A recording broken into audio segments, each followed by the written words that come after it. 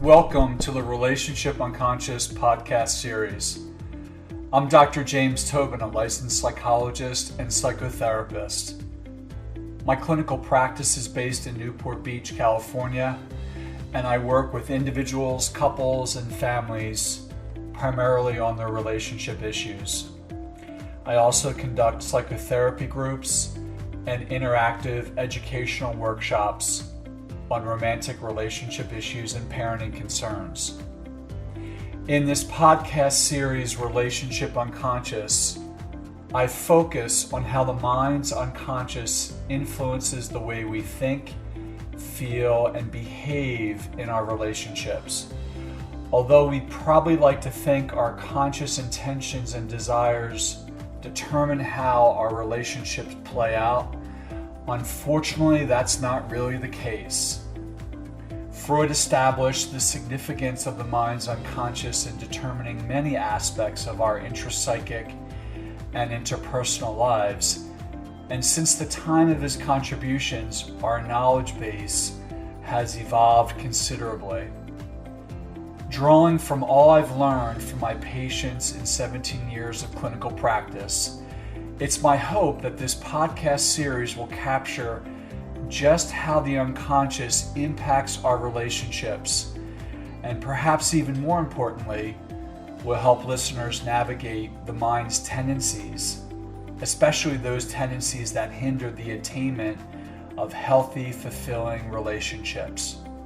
If you'd like to learn more about my psychotherapy practice, group and workshop offerings, and other services I provide, please visit my website at www.jamestobinphd.com. That's www.jamestobinphd.com, or email me at jt@jamestobinphd.com. Denial is typically understood as a psychological defense in which the reality of a person or situation is intolerable for some reason, cannot be consciously acknowledged, and so is forced into areas of the mind where it remains concealed, tucked away, out of reach. For example, a woman who is becoming romantically involved with a man notices his frequent and excessive temper flare-ups. The temper flare-ups are so aversive and threatening to her that her mind may simply not be able to tolerate the reality of his temper and to protect herself from it. Her mind may fall into a state of denial about what is actually happening. Her denial may seem surprising, even difficult to understand, especially if her boyfriend's temper evolves into violence. But her denial should not be judged. It is actually quite natural, even expectable, for several reasons. First, we are social beings. Given this fact, we often see our partners positively. Some experts even argue that we see our partners idealistically. We see them through rose-colored glasses. This is because we are highly motivated to bond, and so our mind is susceptible to overlooking even relatively substantial negative characteristics of our partners. This fuels denial. Second, denial is quite common in adult romantic relationships. As infants and young children, we were primed to attach and accommodate to our primary caregivers, despite our caregivers' idiosyncrasies, flaws, and limitations. We had no other choice, really. We needed to find a way to comply with our caregivers because we were entirely dependent on them and in no position to negotiate much about these relationships. This tendency to accommodate to the limitations of others with whom we are bonded persists into adulthood and becomes activated once again when a romantic relationship forms. In summary, given our tendency to see a significant other through rose-colored glasses, along with our capacity to comply with and accommodate to a loved one, we are highly susceptible to denying many aspects of our romantic partners and many aspects about ourselves in relationship to our partners. Now here, let me introduce a concept I call mystification. You can think of mystification as perhaps the most important phase in all romantic relationships, the phase that occurs if and when denial is overcome. Mystification is actually a very good thing, but it can only occur when denial is no longer operating, when a person's mind moves past denial.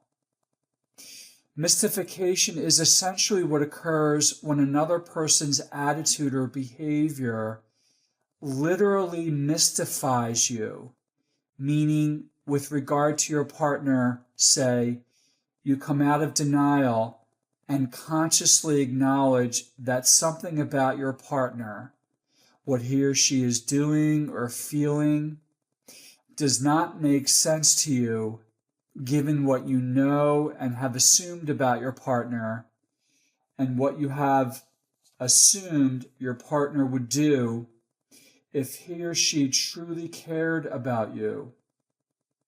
If the woman in our example becomes mystified by her boyfriend's temper flare-ups and realizes that when he screams at her in rage, something is very wrong, she has moved beyond denial and entered a state of mystification. As mystification emerges, she is now faced with the challenge of revising how she sees and understands her boyfriend and how she sees and understands herself in relation to him. And she must come to terms with whether or not she wants to stay in the relationship, and if she stays in the relationship, how she will stay in it. I'm talking about mystification mostly as coming to terms with what someone does in relation to you. But of course, what is also involved is becoming mystified about your own behavior in relationships, falling out of denial about your own self, and recognizing something about yourself you had not been able to see before. Mystification may be quite painful, of course, because when denial is lifted, all that was being sequestered away now surfaces and must be dealt with. If your partner has an affair, for example, a period of denial about the possibility of being betrayed and about your partner's propensity to have an affair may finally give way to mystification. Once mystified, you will now be forced to integrate this new piece of data, the affair, into everything that you once knew or thought you knew about your partner and about the relationship. There is a new truth, you might say, about yourself, about your partner, and about the relationship between the two of you. Some people, of course, may begin to be mystified, but unconsciously move back into denial, ultimately residing in a kind of idealized, fictitious sense of their partner and the relationship. This is a key component of codependent relationships, in which a primary dynamic of codependency is one partner gradually losing his or her own subjective sense of what is happening. Both partners' feelings and views begin to blur together. Both partners literally begin to think and feel alike. They become one entity, one mind. And unique individual perspectives or desires ultimately become impermissible. On the other hand, and this is obviously the recommended course of action, some people overcome denial and enter and tolerate mystification, which then allows for the deconstruction of prior existing narratives about the relationship and the formation of updated and more reality-based narratives. In a sense, each partner sees themselves and each other more clearly. In the 1995 film Leaving Las Vegas, Elizabeth Shue's character Sarah initially denies the depression and intense self-sabotaging drive of Nicolas Cage's character Ben. However, as the film progresses, Sarah gradually allows herself to be mystified by Ben's addiction to alcohol and his unremitting commitment to destroy himself.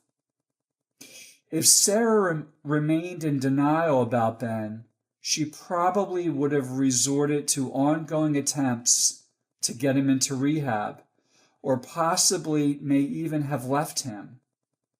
Either would have been feasible and justifiable options for her. Instead, the film evolves into a kind of homage to mystification and what it can yield. Through the mystification process, Sarah relinquishes and ultimately redefines the narrative of her relationship with Ben. In so doing, she discovers channels of intimacy as well as extraordinary aspects of her own identity that had not been available to her before. Thanks for listening to the Relationship Unconscious podcast. I hope you enjoyed this episode. If you'd like to react to something you've heard, I encourage you to email me at jt@jamestobinphd.com. Also, please add a rating and review the Relationship Unconscious podcast on iTunes. Thanks for being such a great support of this podcast. Tune in next time for more on how the unconscious influences our relationships.